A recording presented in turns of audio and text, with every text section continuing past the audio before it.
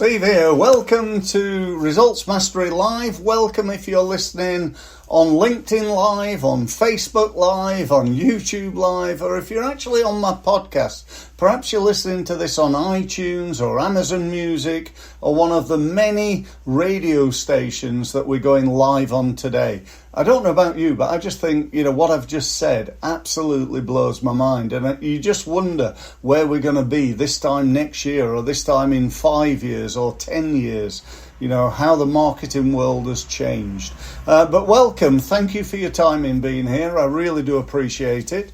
Today we're going to talk about, should you spend money on marketing? Now, on one hand, you'd say, well, yeah, of course you should, Steve. But in truth, there's quite a strong reluctance that I see, particularly right now, from the SME market, small businesses. A lot of people are thinking, times are tough, we've got to save our money and it's not worth doing it because it's August or whatever, basically excuses they're making for not doing some of the things that they should be doing.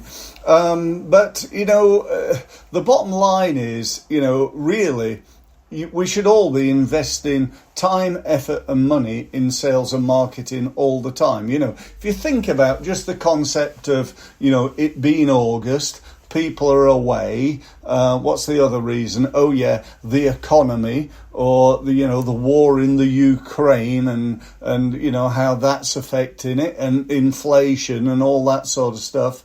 Well, the truth of the matter is, you and I, as small business owners, we can't actually affect those things. So we've got a choice of either sitting back and just, hoping that the government or the world or something will change, or we can push forward in the same way that we would normally. And that, for me, is my belief about the biggest mistake right now that so many businesses are making, that are meaning that, we're not pushing forward, we're not trying to grow our business. But the truth of the matter is, if the economy is in recession, all that actually means is that for 2/3 of a year, 2 consecutive thirds, that the GDP, gross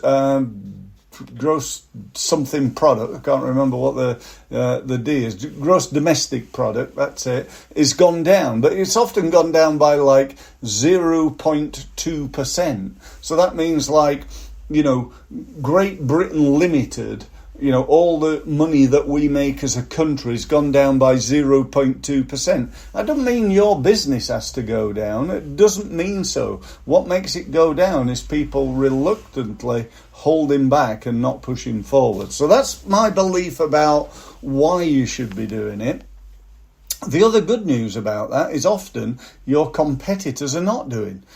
So rather than you competing on a level playing field with all your competitors, you're only competing with 10% of them who are pushing forward with you. The rest of them have just pulled back and stopped doing everything. Now, don't get me wrong. We should definitely right now be looking at saving money. Can we save money? Can we cut back on something? Yes, we can. But what we don't want to cut back on is the very thing that's going to create more leads, more sales for us, because that's what we need right now. Businesses need more leads and sales.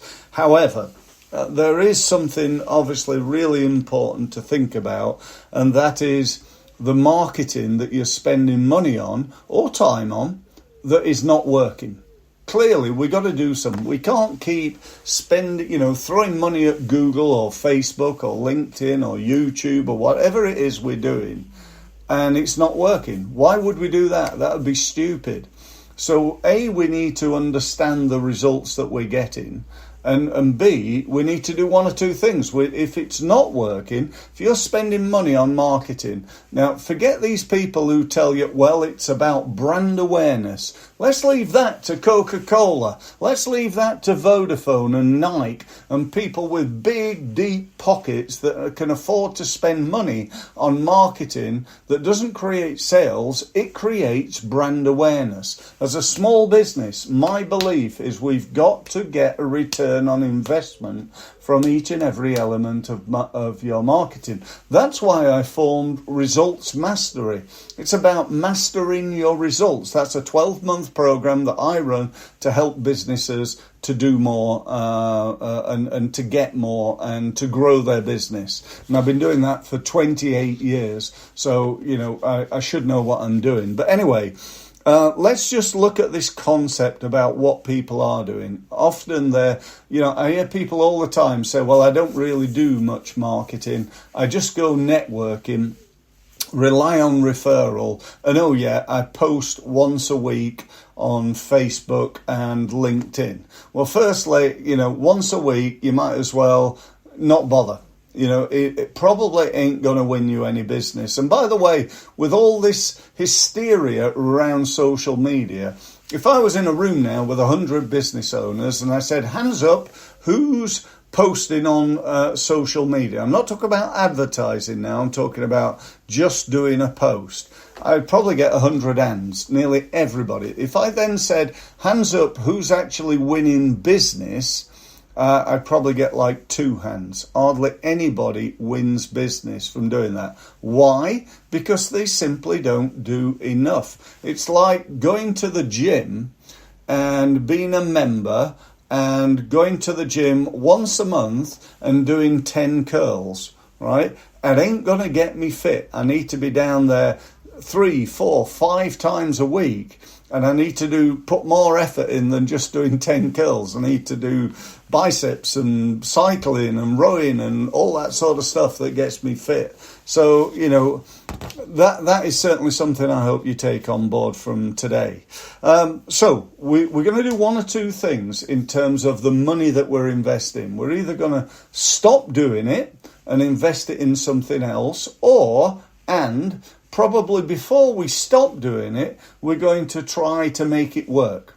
So we're not just going to carry on, let it go. We're going to look at it, maybe turn it off for now, and then have a rethink. What are the reasons behind it? So, for example, if you're doing pay-per-click advertising, which is one of the things that a lot of people spend money on now in terms of marketing, then, what's the return on investment right now? So you're spending, you're getting X amount of clicks per day, and that's creating X amount of traffic to your website. Whatever that number is, assuming you are paying money and you're getting clicks, you need to look at what your results are. If you're not happy with those results, then you need to do something about it. So what could you do? You could improve the targeting.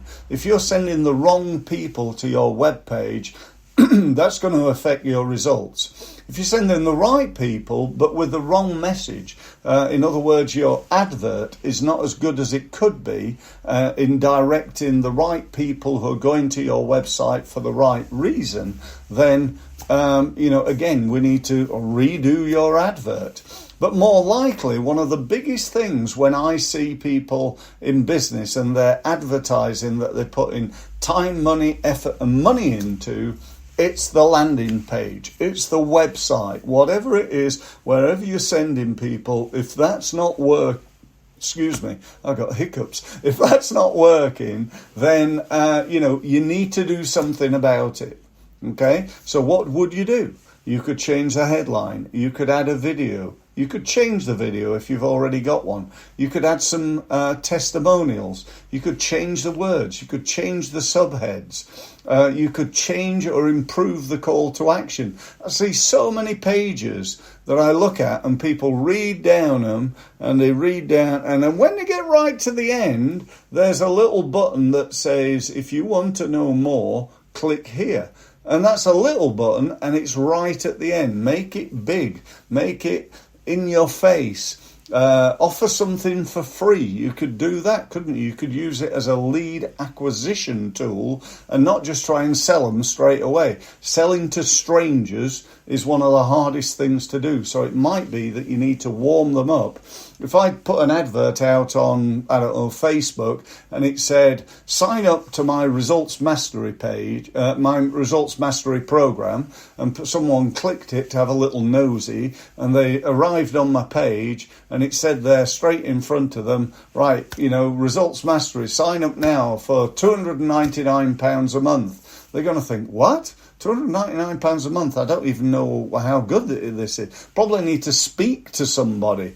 Need to find out more about this. So it could be that I'm better off providing them with perhaps a video that they can watch where I explain the value that they get, where I explain that I guarantee a 12 times return on investment. So for every £1,000 that they put into the program, I guarantee to get 12 back. How often would you like to do that? Well, I'd like to do it all day, every day.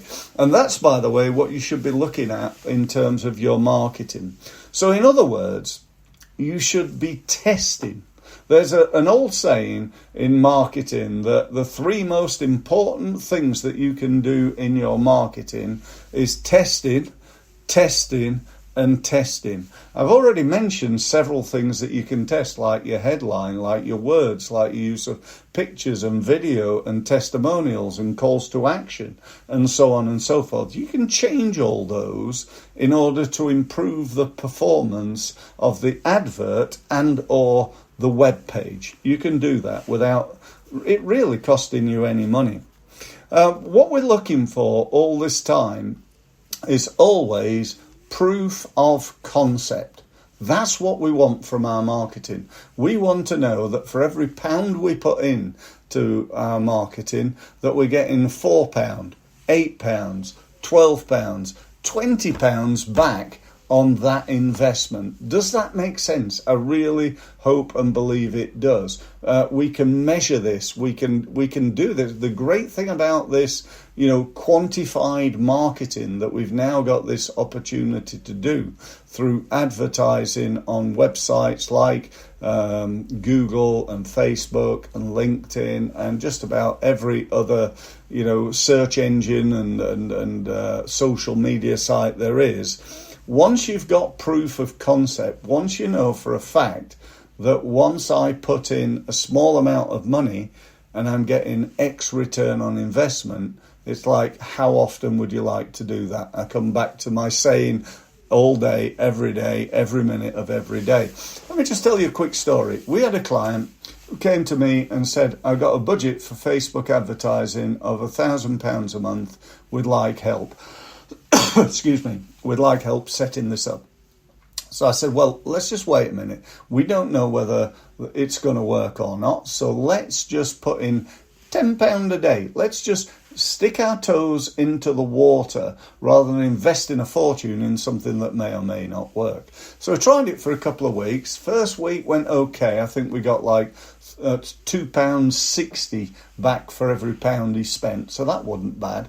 So we tested different things. We changed, did exactly what I've just said to you, and we got that up to £4. So that was good. So we were rolling out now. So instead of investing £10 a day, we started investing 20. Then we went to £30 a day. We continued to test, and we did what's known as a split test. So rather than having one advert, we had 3 adverts, and we found that one of the adverts outpulled the other one. I think the worst we got was £4 for a pound invested, got 4 back. But one of them, we got a pound invested, got £12 back. £12, 200% increase on the other advert that we'd been running. So what did we do? Well, we stopped running the £4 one and carried on running the £12 one, obviously. Now, what did we do from there? Well, I said to the guy, our client, I said, look, I just think we need to roll it out now. So we started spending more money because we'd got proof of concept. We knew that for every pound we spent, we got 12 back. That was brilliant. So we started to spend more money. and we increased it to 100, to 200. Eventually, we were spending £30,000 a month on Facebook advertising. £1,000 a day. £1,000 a day. Why would you do that? Because we were getting 12,000 back. You know, how cool is that? I think that worked out at £360,000 for spending 30. I can't remember exactly the amount, but you get the idea. So that's what you want to do with your spending money on advertising. And the only way of doing it is to start small, test, and test. And then once you've got proof of concept, you can increase things. It's as simple as that. It's not rocket science, but it is common sense, but it is not common practice. So I'm going to leave you with that thought. I hope today's been of value to you. If you want to know more from me, then just book a meeting. You can see that. I'm happy to do a meeting with you. No obligation. Talk about what you're doing. Talk about your advertising. If you need help with this, again, I'm very open to talk to you. If you want to know more from me, then go to my website. By the way, I run this thing called the Results Mastery University. It's a place where you can go, you can share ideas, you can ask for opinion from other business owners and myself, you can network with people. There's also lots of training and tips and ideas and ways in which you can grow your business, and you get to know about all these LinkedIn lives that I'm doing literally every day, so you can pick and collect and select which ones you'd like to attend in the future. So go and join. You're probably thinking, well, how much is that? It's free. You don't have to pay. So go to my website, click on university, get yourself signed up, and I look forward to speaking to you when you're a member of my university. Thanks very much for listening.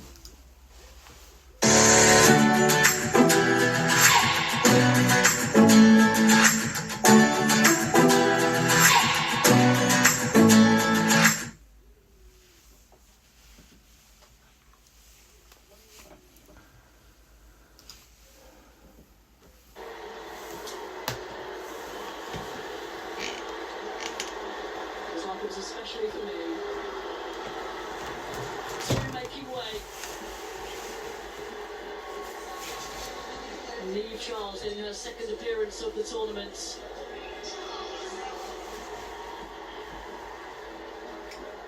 This is England going to four at the back, is it?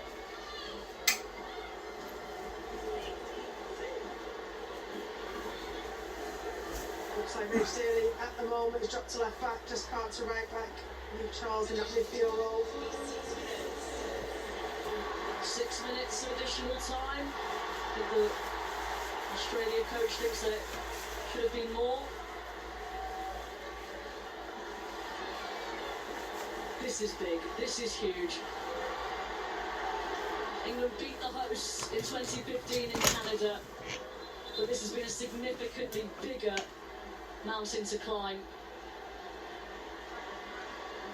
Well, they've played a team from every continent in this tournament and have risen to every single challenge with that. The first time, should this result stand, England getting to a World Cup final. It is monumental.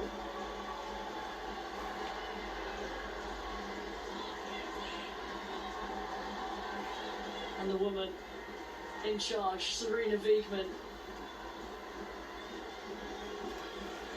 who last year found success with a consistent, stable starting 11. She's tinkered, she's tailored, and she has come up with something very special here. But the main thing she has fostered is a never say die attitude.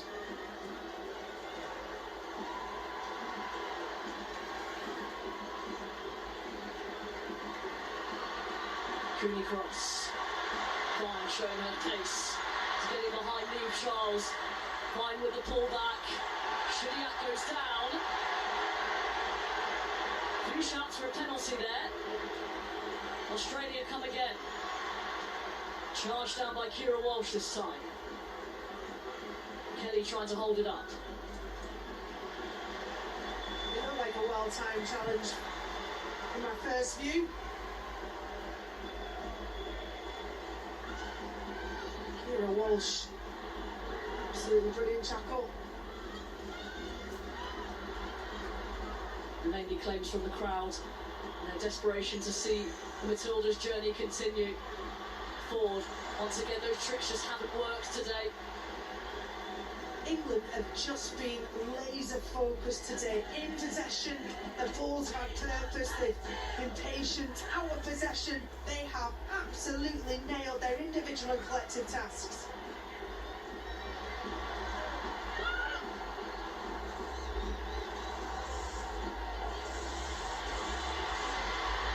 Ford. To play in Catley, tracked back Lauren Hemp. What a game she has had. I remember last summer and touting Lauren Hemp as going to be the star of the show, and although she played significant parts in winning the Euros, of course, others shone brighter than her in that tournament. But this, in an attacking sense, has been electric by Lauren Hemp. She's got better and better in these knockout stages. Great strength. Any young footballers watching how to use your body, perfect example. Bronze sends it forward for Kelly to chase. We were speaking, weren't we, to Rianne Skinner, former youth manager, and she was saying you have to do more, you can't just have pace. And with that pass alone, for the third goal, she's shown she's got much more than just searing pace in her locker. A yellow card for Chloe Kelly to try and slow up proceedings. I think it's made Lauren Hemp think more about her game. You know, out on the wing, left. She's using the pace, not the ball past the player, and beating them with that one dimension. There's many more angles, dimensions to her game now as a centre forward. England's running down the clock, frustrating Australia. Reminiscent of those scenes at Wembley, but Jill Scott came on to do just this, and they've learned from the master.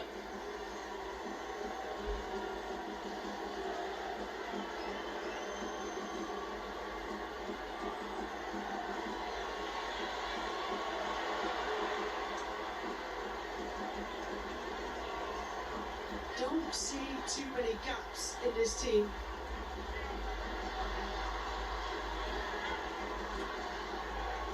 Gaps in tactical understanding, application, concentration. And another option to come in the final with Lauren James returning from suspension. Well, Tooney stepped up and showed what she can do in answer to what may be in the final.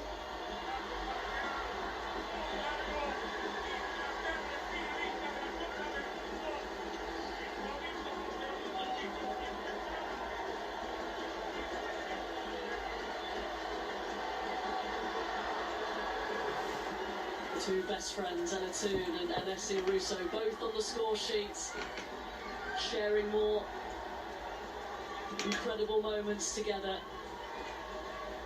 England are nearly there. They are there. While the favourites have fallen, England have stood firm, a strong will and an undying belief. England are in to the World Cup final for the very first time.